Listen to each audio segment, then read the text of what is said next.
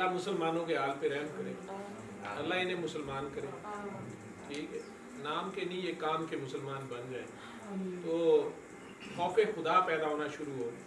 صرف ایک دل بدلنے ہیں، اللہ کریم ان کے دلوں میں اللہ کا احساس ڈال دے،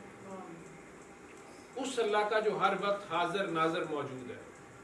وہ بی بی زلیخا سے تھوڑا سا زیادہ حیا پیدا کر دے، یا اتنی ہی پیدا کر دے جتنا وہ اپنے رب سے ڈرتی تھی، کم از کم اس کی آنکھوں پہ پردہ تو ڈالتی تھی، وہ پتھر کے بت کی آنکھوں پہ کپڑا تو ڈالتی تھی، چاہے وہ اپنی شہوت کے ہاتھوں مجبور تھی، لیکن کم از کم اس کو اس سے حیا آ رہی تھی۔ اگر ہمیں بھی اپنے رب سے حیا آنی شروع ہو گئی کہ یار ہم بیٹھے کن کرسیوں پہ ہیں، ہم کھا پی کیا رہے ہیں، ہم نعرے کس کے نام کے مار رہے ہیں، اور پرفارمنس ہماری کیا ہے، اور ہماری مسلمان بہنوں بھائیوں بچوں کا حال کیا ہے، اللہ خیر کرے، اللہ کرے کہ یہ ایک اللہ کے نام پہ اکٹھے ہو جائیں، ایک نبی کے نام پہ اکٹھے ہو جائیں، ایک قرآن کے نام پہ اکٹھے ہو جائیں، یہ تو ہے نا کم از کم۔ اللہ کریم، قرآن کریم، رسول کریم، ان سے کرم مانگ لیں، لیکن یہ اکٹھے تو ہوں،